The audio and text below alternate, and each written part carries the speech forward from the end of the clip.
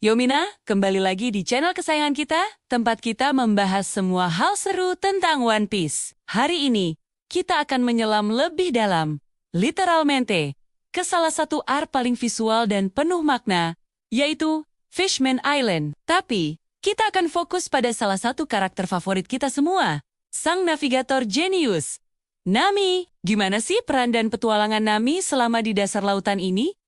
Yuk, langsung kita bahas. Setelah 2 tahun time skip yang bikin kita semua penasaran, kru topi jerami akhirnya reuni di Sabaody. Mereka semua jadi lebih kuat, termasuk Nami. Dengan Climatech versi baru yang lebih canggih, berkat pengetahuannya dari Witeria, Nami siap menghadapi tantangan apapun di dunia baru. Dan tantangan pertama mereka adalah perjalanan menuju Fishman Island, sebuah pulau yang terletak 10.000 meter di bawah permukaan laut. Perjalanan ini sendiri sudah luar biasa. Kita lihat gimana kapal Thousand Sunny dilapisi gelembung khusus, dan mereka harus melewati arus bawah laut yang berbahaya.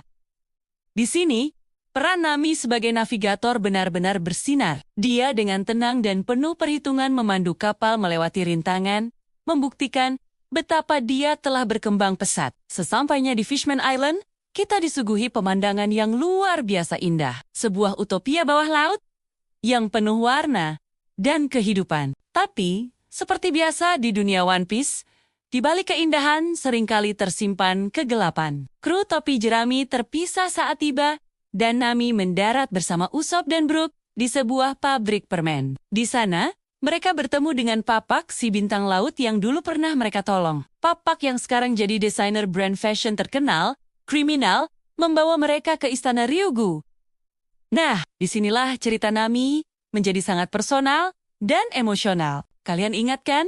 Masa lalu Nami yang tragis. Desa Kokoyashi, kampung halamannya, pernah dijajah oleh Arlong dan krunya, yang notabene adalah manusia ikan. Selama bertahun-tahun, Nami hidup dalam penderitaan dan kebencian terhadap manusia ikan karena trauma yang ditinggalkan Arlong. Dia dipaksa membuat peta untuk Arlong, dan melihat ibu angkatnya, Bellum, dibunuh di depan matanya. Pengalaman ini membentuk pandangan Nami terhadap manusia ikan sebagai makhluk yang kejam dan licik. Jadi, bisa kalian bayangkan betapa kompleksnya perasaan Nami saat berada di Fishman Island, sebuah kerajaan yang dihuni oleh manusia ikan dan duyung. Awalnya, dia pasti merasa sangat waspada dan mungkin sedikit tidak nyaman. Namun, di istana Ryugu, dia bertemu dengan Raja Neptune para pangeran, dan tentu saja, Putri Shirahoshi. Mereka menyambut kru topi jerami dengan sangat ramah. Di sini Nami mulai melihat sisi lain dari manusia ikan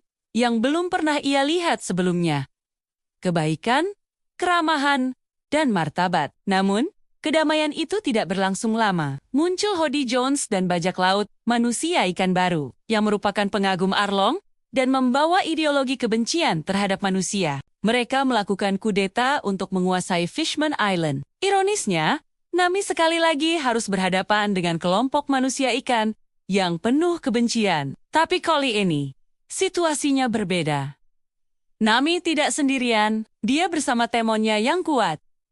Dan dia juga melihat sendiri bahwa tidak semua manusia ikan seperti Arlong. Salah satu momen paling kuat di arc ini adalah ketika Nami bertemu dengan Jinbe. Jinbe, yang dulunya adalah si Chibukai dan Kapten Bajak Laut Matahari, merasa sangat bersalah. Kenapa? Karena dialah yang secara tidak langsung menyebabkan Arlong lepas kendali dan meneror East Blue, termasuk desa Nami. Jinbe dengan tulus meminta maaf kepada Nami. Ini adalah momen yang sangat berat. Nami dihadapkan pada sosok yang terkait dengan masa lalunya yang paling kelam. Apa reaksi Nami? Dia tidak berteriak atau marah. Dia hanya berkata, "Itu adalah urusan Arlong. Aku tidak akan menyalahkanmu atas apa yang dia lakukan." Jawaban ini menunjukkan betapa dewasanya Nami. Dia mampu memisahkan dosa individu dari seluruh ras. Dia tidak lagi membiarkan kebenciannya pada Arlong membutakannya. Dia telah memaafkan, bukan untuk Jinbe, tapi untuk dirinya sendiri. Momen ini adalah puncak dari perkembangan karakter Nami yang luar biasa.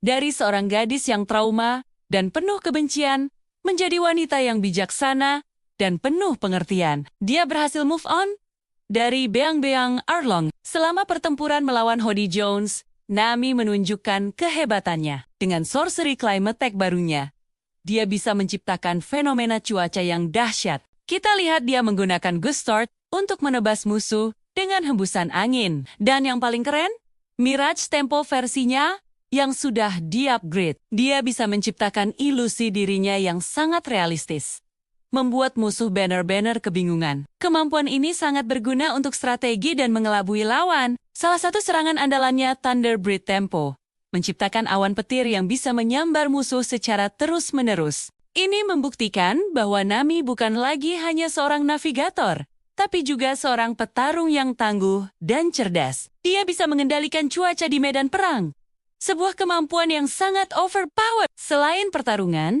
interaksi Nami dengan penduduk Fishman Island juga sangat berarti. Dia melihat sendiri diskriminasi dan siklus kebencian yang terjadi antara manusia dan manusia ikan. Dia mendengar kisah Ratu Otoheim yang berjuang untuk perdamaian dan mimpi untuk hidup berdampingan dengan manusia di permukaan. Kisah ini pasti sangat menyentuh Nami, karena dia tahu betul bagaimana rasanya menjadi korban kebencian. Pengalamannya di Fishman Island memperkuat keyakinannya pada impian Luffy, yaitu dunia di mana semua orang bisa hidup bebas tanpa memandang ras atau asal-usul. Fishman Island adalah babak penting bagi Nami.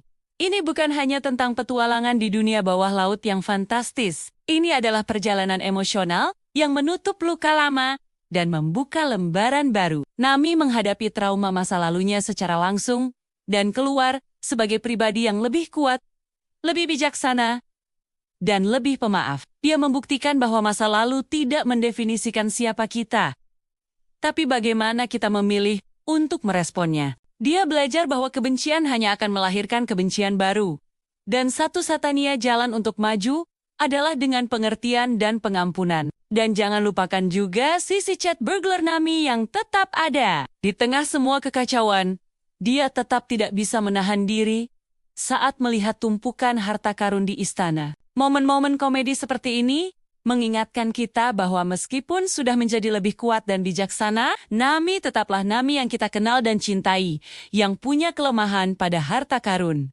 Jadi, begitulah petualangan Nami di Fishman Island, sebuah perjalanan yang penuh dengan bahaya, kejutan, dan yang terpenting, penyembuhan emosional. Ark ini mengukuhkan posisinya bukan hanya sebagai navigator tak tergantikan bagi Raja Bajak Laut masa depan, tapi juga sebagai sosok yang punya hati emas dan kebijaksanaan yang luar biasa. Dia adalah bukti nyata dari kekuatan untuk mengatasi trauma dan memilih jalan pengampunan. Apa momen favorit kalian tentang Nami di Fishman Island? Apakah saat dia memaafkan Jinbe? Atau saat dia memamerkan jurus-jurus barunya? Tulis pendapat kalian di kolom komentar di bawah ya. Jangan lupa like, share, dan subscribe channel ini agar kita bisa terus membahas petualangan seru kru topi jerami lainnya. Terima kasih sudah menonton. Sampai jumpa di video berikutnya.